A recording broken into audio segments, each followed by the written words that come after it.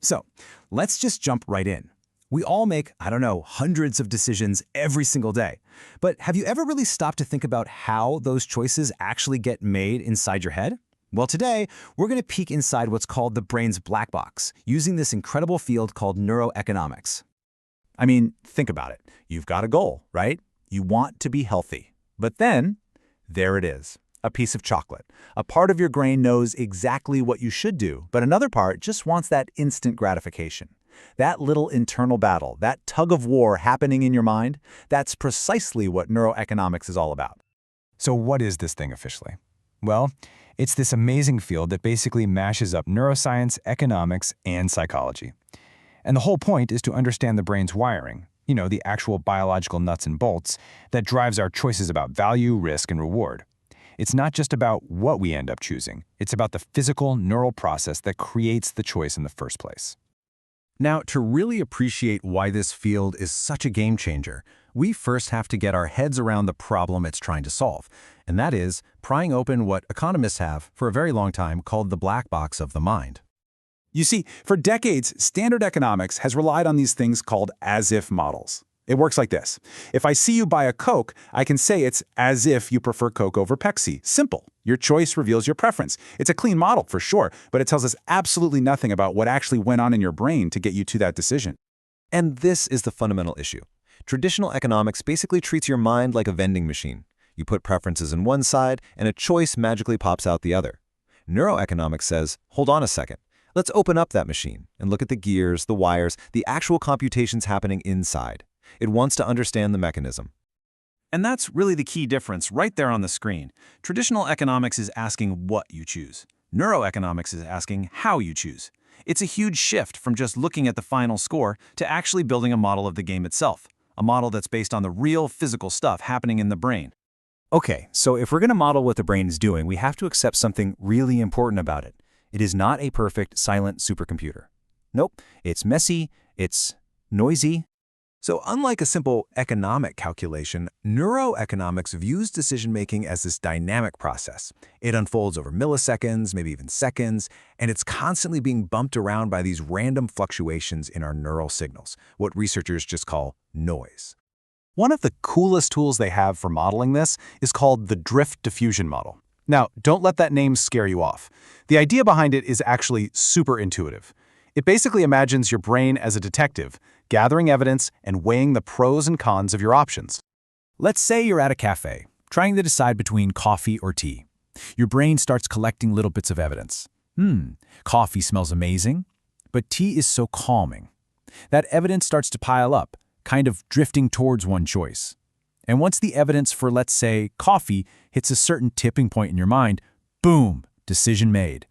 And that's why tough choices take longer, right? The evidence just piles up a lot more slowly. Another really important model is the softmax function. Now, this one captures the idea that our choices aren't always set in stone. Just because you like coffee a little bit more than tea doesn't mean you'll pick coffee 100% of the time. The higher value just boosts its probability of being chosen.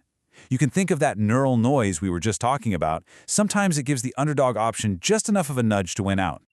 Okay, so this all sounds great in theory, but how do scientists actually peek inside someone's brain to build these models? Well, it turns out they have a seriously cool toolkit. Let's take a quick look. First up, you've probably seen pictures of this one, the fMRI. The idea here is pretty simple. When a part of your brain starts working harder, it needs more oxygenated blood.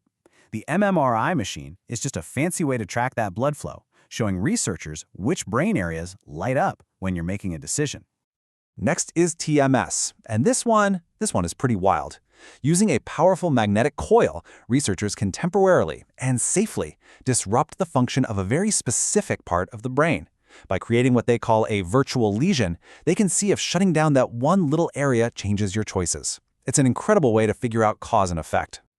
And along those same lines, studying patients who have actual brain damage gives us some powerful clues. For instance, studies on patients with damage to a region called the Ventromedial Prefrontal Cortex, or VMPFC for short, show that they become just awful at weighing long-term risks. That part of your brain is basically your future consequence calculator. It's what stops you from spending your whole paycheck on lottery tickets. And without it, well, those long-term downsides just don't seem to matter as much. And finally, we have pharmacological methods. Researchers can give participants a dose of a hormone like oxytocin, you might have heard it called the trust hormone, and then directly measure how these specific brain chemicals change our economic behavior, like how much we trust people in a game. So after all these years of using these incredible tools, what's one of the absolute biggest discoveries to come out of neuroeconomics? It's this idea that we don't just have one single mind, we have at least two. This is called the multiple systems hypothesis. And the key insight here is that our choices don't come from one place. They emerge from the interaction and, let's be honest, sometimes the conflict between different specialized systems in our brain that all process information in totally different ways. The two most famous of these systems are often called the affective and the analytic. The affective system is your gut. It's fast, it's automatic, and it's all about the here and now. It's the part of you screaming, "Eat the chocolate." Then you have the analytic system. This is your slow, deliberate, conscious mind. It's the voice of reason that reminds you about your diet. Our final choice is almost always the result of a tug-of-war between these two. What's so cool about this is that neuroeconomics didn't just invent this idea out of thin air. You see this concept of a dual mind pop up everywhere. Daniel Kahneman calls it System 1 and System 2. Richard Thaler calls it the doer versus the planner. Heck, even Freud was getting at this with the id and the superego. What neuroeconomics does is provide the real biological proof for this idea we've had about human nature for centuries. Okay, this is all incredibly interesting, but let's get to the bottom line. Why does opening up that black box and finding these competing systems, why does any of this actually matter in the real world? Well, it matters a whole lot. It lets us build economic models that actually reflect how humans behave, not just how we'd like them to behave. It shows us that a lot of our so-called irrational biases aren't really mistakes at all. They're just the predictable outcome of these two brain systems fighting it out. And on a personal level, just understanding that internal tug-of-war is the very first step to being able to manage it better. So if there's one big idea to walk away with, it's this.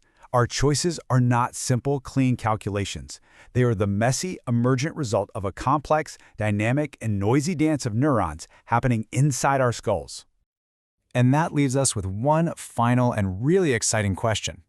Now that we're finally starting to understand the actual mechanics of how we choose, does that mean we can start designing better environments, better systems, and maybe even better versions of ourselves? That's the huge promise that neuroeconomics is just beginning to unpack.